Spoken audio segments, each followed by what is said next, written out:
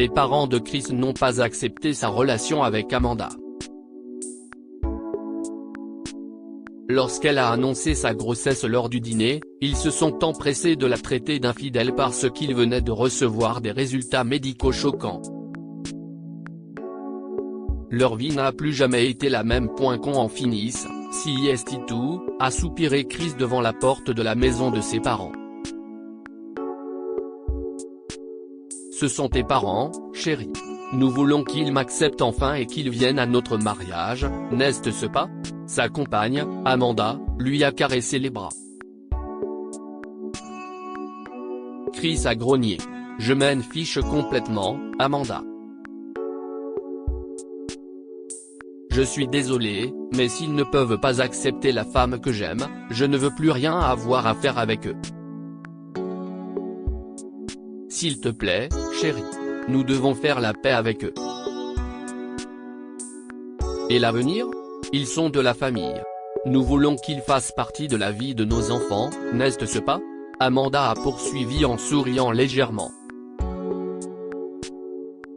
Le problème, c'est que la jeune et belle femme n'a pas vu la bouche de son mari se serrer. Chris essaya de garder son calme après ces paroles, mais il n'y parvint que pas vraiment. Oui, je suppose, marmonna-t-il à travers ses lèvres serrées. Ok. Bon, courage. Nous sommes dans le même bateau, s'est exclamé Amanda en le câlinant. La mère de Chris, Madame Castillo, ouvrit la porte avec son faux sourire typique, ne soulevant que légèrement ses lèvres. Bonjour, Amanda. Je suis contente de te voir, a-t-elle dit en hochant subtilement la tête et en se déplaçant pour qu'il puisse passer la porte. Chris avait envie de lever les yeux au ciel. Cela faisait des années qu'ils ne s'étaient pas vus. Ils étaient fiancés, et ses parents la considéraient toujours comme la femme qui avait gâché leur plan. Ils voulaient que leur fils soit avec quelqu'un d'autre et ils étaient mécontents de sa décision.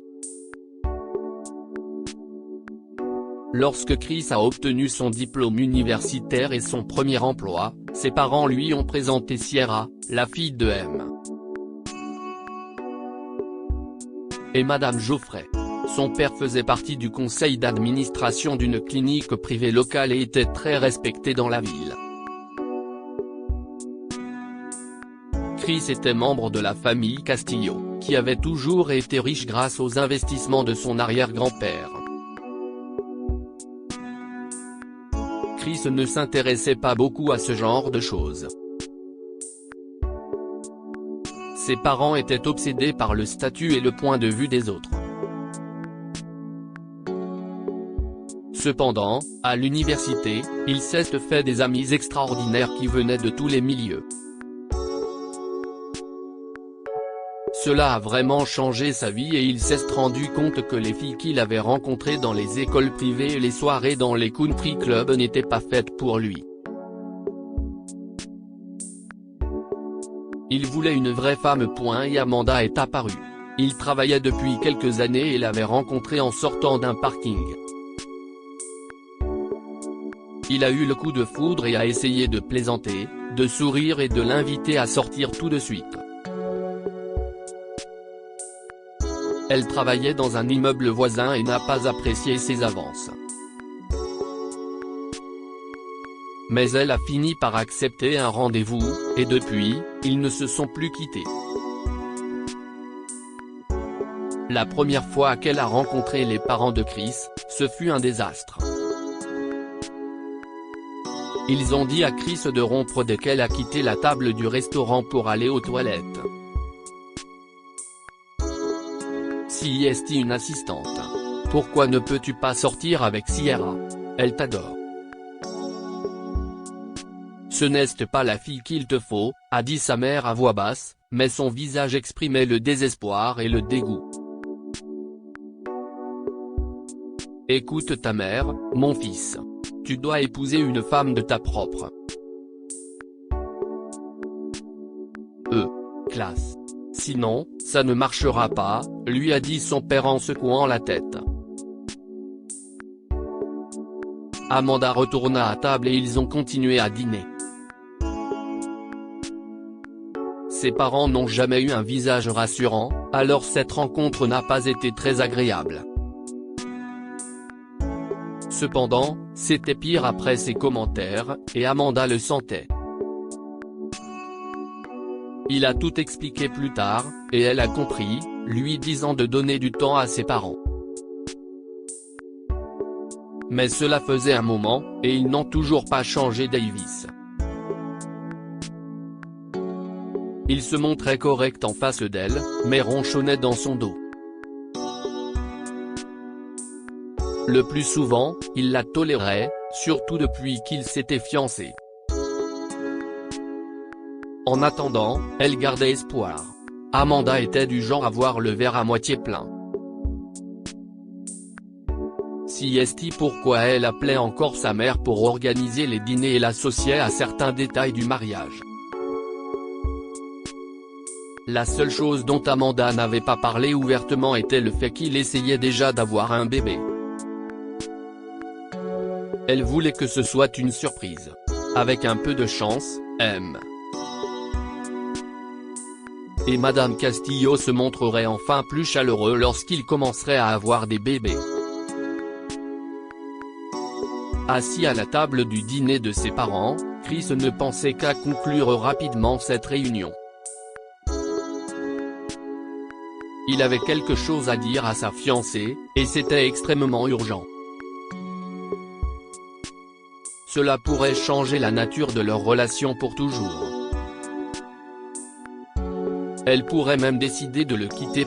Il en avait d'ailleurs parlé à ses parents il y a quelques jours, lorsqu'il avait appris la nouvelle. Il n'avait pas grand-chose à dire à ce sujet. Leur visage montrait de la tristesse et de l'inquiétude, mais ils restaient fermes. Si Amanda te quitte, laisse-la faire, lui avait dit sa mère, mais cela aurait tué Chris. Si est pourquoi il avait peur de lui dire la vérité. Alors, Amanda, a commencé son père, tirant Chris de ses pensées. Comment va le travail?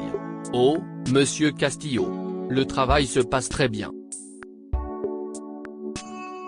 Mon patron organise un grand événement et je l'aide à tout planifier. Si est amusant, en fait, répondit-elle, heureuse qu'il s'intéresse à elle. Si est très bien. Quand allez-vous quitter votre travail? A-t-il poursuivi. Pardon? Démissionner. Pour devenir femme au foyer, a précisé M. Castillo. Je ne vais pas démissionner, a déclaré Amanda, confuse. Elle va continuer à travailler, papa, a dit Chris, furieux. Si est bien. Amanda est une femme moderne après tout, chérie, a dit sa mère, pas tout à fait souriante mais pas en colère non plus. Je ne connais pas encore mes projets. Cela dépendra de l'avenir, répondit Amanda en haletant nerveusement. À ce propos, eh bien. J'ai une annonce à faire. Je suis enceinte. Il y eut un silence extrême à la table, qui paraissait long, alors qu'il ne s'agissait que de quelques secondes. Amanda était persuadée qu'un bébé était tout ce dont cette famille avait besoin pour l'accepter enfin, mais elle n'avait aucune idée de ce que Chris venait de découvrir. La première personne à rompre le silence fut Madame Castillo.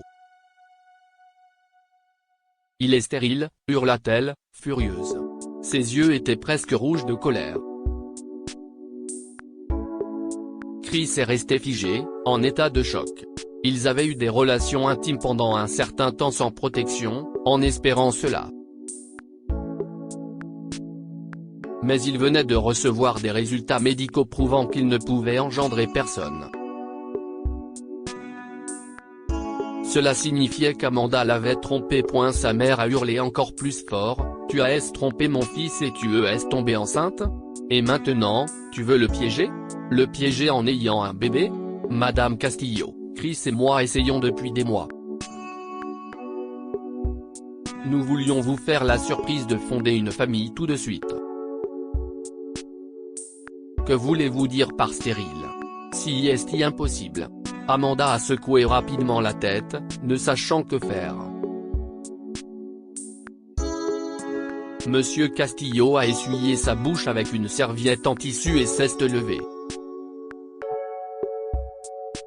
Sors de cette maison immédiatement. Ne te montre plus jamais près de mon fils, ou nous demanderons une interdiction d'approcher, menaça-t-il calmement. Monsieur Chris, s'il te plaît, fais quelque chose. Je ne comprends pas, Amanda a supplié son fiancé, mais Chris n'a pas bougé. Soudain, Madame Castillo saisit les cheveux d'Amanda et commença à la tirer vers la porte d'entrée. Amanda s'accrocha à ses cheveux pour éviter de souffrir davantage, mais elle appela Chris à plusieurs reprises. En vain. Il était toujours à table, regardant son assiette sans bouger. Chris, Amanda cria enfin lorsque la lourde porte d'entrée claqua. Les jours qui ont suivi n'ont été que confusion et flou. Chris a quitté l'appartement qu'il partageait, laissant les résultats médicaux sur le plan de travail de la cuisine. Il a également laissé une note. J'étais inquiet et j'ai fait des tests. Je suis stérile. Complètement. J'espère que tu auras une vie heureuse, mais ce ne sera pas avec moi, a-t-il écrit, brisant le cœur d'Amanda. Ce médecin devait se tromper. Elle était enceinte, et c'était à 100% le bébé de Chris. Elle n'avait pas été avec quelqu'un d'autre depuis des années. Comment cela était-il possible? Et pourquoi ne voulait-il pas me parler? Malgré tous ses efforts, Chris a refusé tout contact. Lorsqu'elle s'est rendue chez ses parents, ceux-ci ont appelé la police, qui lui a dit de partir sous peine d'être arrêtée. Très bien, je vais m'en aller. J'élèverai ce magnifique bébé toute seule. Si est toi qui rates tout, et quand tu comprendras la vérité, il sera trop tard, a-t-elle crié en devant la maison et en s'éloignant. Malgré ce que la famille Castillo a essayé de faire croire, Amanda n'avait pas besoin de piéger qui que ce soit. Elle n'est peut-être pas issue d'une famille aisée, mais elle a un excellent travail. Son entreprise dispose de conditions exceptionnelles en matière de congés de maternité et toute l'équipe était prête à la soutenir chaleureusement. Son patron l'aimait, elle ne s'inquiétait donc pas. Le problème était de faire face à un avenir totalement différent sans Chris et en tant que mère célibataire. Mais si d'autres ont pu le faire, elle le peut aussi. Elle a donc eu le bébé, l'a appelé Paul et a fait de son mieux. Il était parfois étouffant de tout faire seule, mais elle a persévéré chaque jour pour son fils. Le seul problème, si est que son bébé était la copie conforme de Chris. Il était impossible de le louper. Ces idiots, a-t-elle murmuré après l'avoir couché pour la sieste. Ils ne savent pas ce qu'ils ratent. Laissez-les manger des gâteaux dans leur country club pendant que toi et moi, nous trouvons le vrai bonheur. Chris a essayé de reprendre le cours de sa vie. Ses parents, habituellement froids, l'ont beaucoup soutenu après qu'il a quitté l'appartement qu'il partageait avec Amanda. Il leur en est reconnaissant. La dernière chose qu'il a jamais imaginé, si qu'Amanda allait le tromper. Cela ne semblait pas possible malgré des preuves irréfutables. Mais ses parents lui ont dit que tout allait bientôt s'arranger. Et la vie continue, même quand on ne le veut pas. Il a repris le travail, s'est trouvé un nouvel appartement et a essayé d'oublier la douleur. L'avenir était sombre sans Amanda, mais ses parents essayaient de lui remonter le moral. Un jour, ils l'ont invité à dîner, et Sierra était là.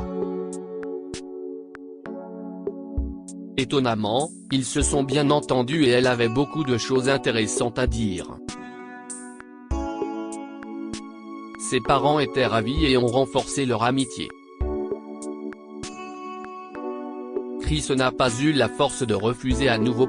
Il a commencé à sortir avec Sierra. Ils y allaient doucement, mais il ne découragea pas sa mère lorsqu'elle parla d'un mariage dans un country club. Si est bien. Si est la vie que je mérite, je les laisserai tout organiser pour moi, pensait-il dans ses moments de déprime. Amanda n'était plus dans sa vie. Il espérait juste que le père de son bébé était un homme bon. Environ un an après la naissance de Paul, Amanda marchait dans la rue, concentrée sur son téléphone portable, quand elle est tombée sur quelqu'un. « Je suis vraiment désolée. Je ne regardais pas », s'est-elle excusée, avant de lever les yeux et de voir Chris. « Au point Amanda », a-t-il dit en déglutissant. « Bonjour. » « Bonjour », a-t-elle répondu maladroitement. « Bye. » Attends, Chris lui a pris la main, ce qui lui a fait lâcher son téléphone. « Je suis désolé. » Il l'a ramassé et l'écran s'est allumé.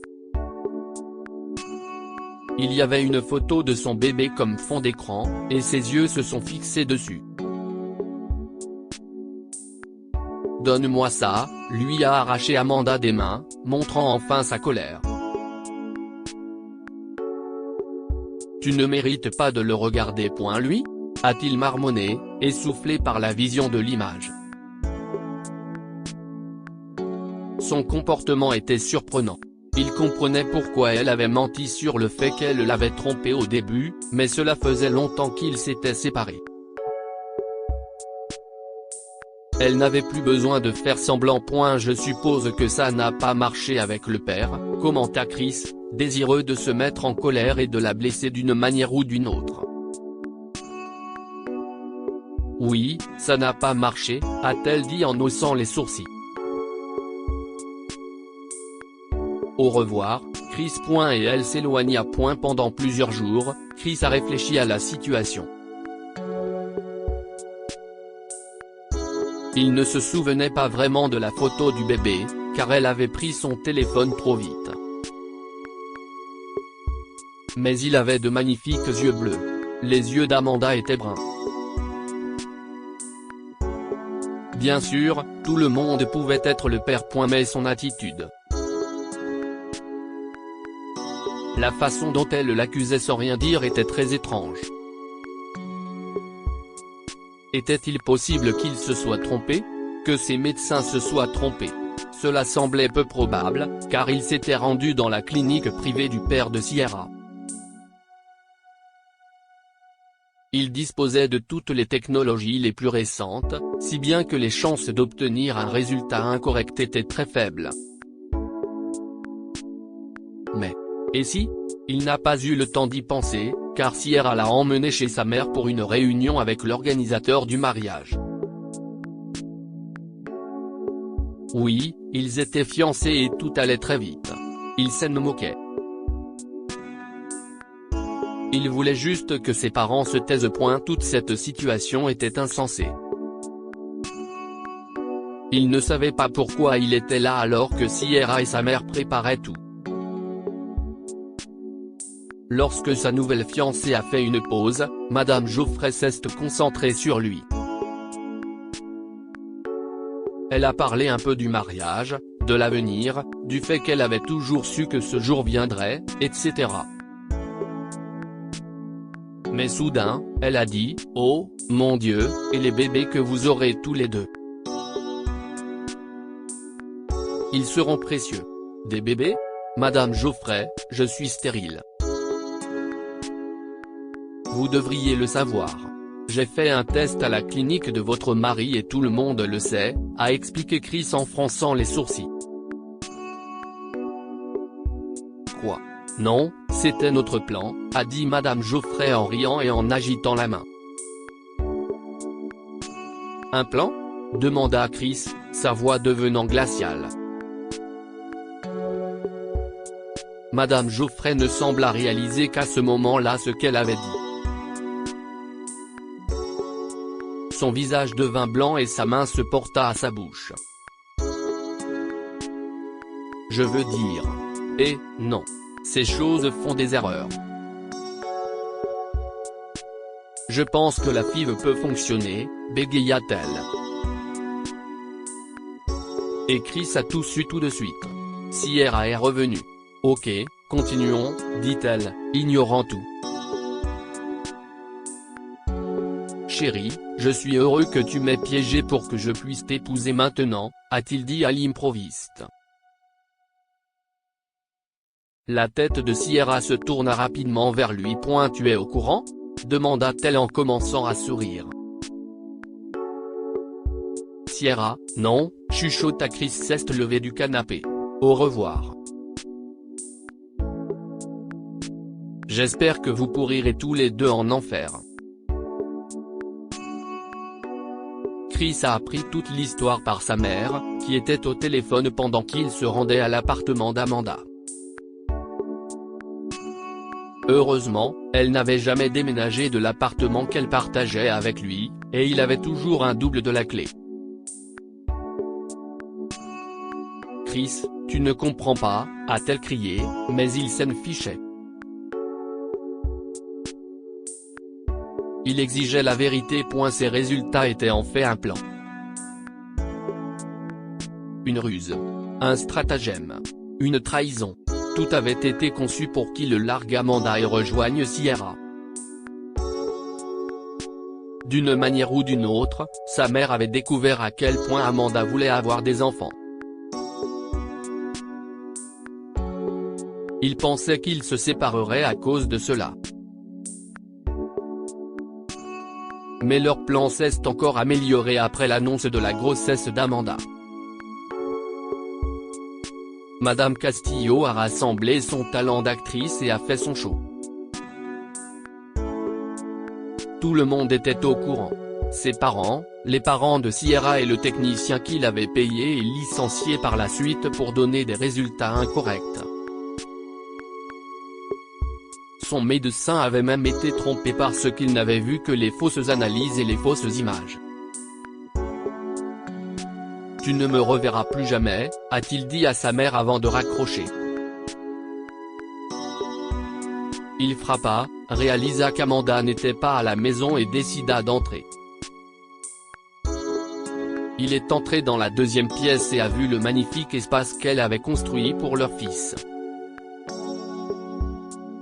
Il était bleu. Il y avait des nuages peints sur les murs et des jouets qui traînaient partout. Chris entra également dans leur chambre à coucher et vit que tout était à peu près pareil. Il s'est assis de son côté du lit et a voulu fondre en larmes. Mais il devait se contenir et réfléchir sérieusement.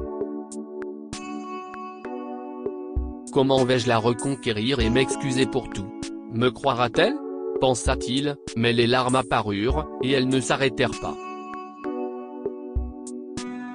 Il finit par s'endormir. « Ah ah !» a crié Amanda après avoir allumé la lumière dans sa chambre. « Sortez d'ici. J'appelle la police. » Chris. « Bon sang. Comment as-tu pu entrer ici? Tu es fou? J'allais prendre un couteau », a hurlé Amanda en frappant légèrement son épaule, puis elle a vu son visage couvert de larmes. « Pourquoi es-tu ici? Il faut qu'on parle. » Il baissa les yeux, mouillant ses lèvres desséchées. « Je suppose que… » Je ne suis pas surprise, mais si est-il. Quand même. Tellement incroyable, a-t-elle dit après qu'il lui ait raconté toute l'histoire. Oui, Chris a acquiescé. Je suis vraiment désolé. J'aurais dû te croire. J'aurais dû demander plus de tests. J'étais choqué par la nouvelle, et je ne savais pas si tu me quitterais parce que tu as toujours voulu une famille. J'ai été stupide. Oui, tu l'étais, a convenu Amanda. Mais je crois que ça a enfin un sens. Comme si tout collait. Je ne dis pas que si est juste. Mais je comprends. Y a-t-il un moyen pour que tu me pardonnes? La vie est trop courte pour les rancunes. Et y a-t-il un moyen pour que je sois dans sa vie? Je ne sais pas, Amanda a baissé les yeux. Ça a été difficile. Je me suis senti seul.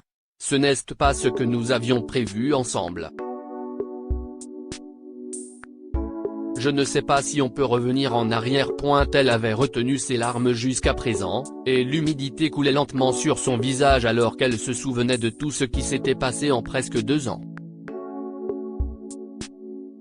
Chris a pleuré avec elle. Je sais que cela me prendra une éternité, mais je me rattraperai auprès de toi. Quoi qu'il arrive. Même si toi et moi ne pouvons pas reprendre là où nous nous sommes arrêtés, toi et lui êtes ma famille. Ma seule famille, jura-t-il, et Amanda regarda ses yeux douloureux et gonflés et sut qu'il était déterminé. D'abord. Tu devrais rencontrer Paul, ton fils, commença Amanda en s'essuyant le visage. Et ensuite, nous devrions probablement penser à poursuivre M. Geoffrey. Chris a ri et pleuré en même temps. Elle était toujours aussi joyeuse malgré tout, et comme d'habitude, elle avait raison. Il avait besoin d'un avocat. Que pouvons-nous apprendre de cette histoire? Il faut toujours obtenir un deuxième point de vue. Dans le domaine médical, il peut toujours y avoir des résultats erronés. Si est pourquoi il faut toujours consulter quelqu'un d'autre lorsqu'un diagnostic semble trop radical. Accordez à votre partenaire le bénéfice du doute et laissez-le s'expliquer. Chris aurait pu s'épargner bien des souffrances s'il avait laissé Amanda s'exprimer. Le stratagème aurait pu être découvert immédiatement. Partagez cette histoire avec vos amis. Elle pourrait égayer leur journée et les inspirer.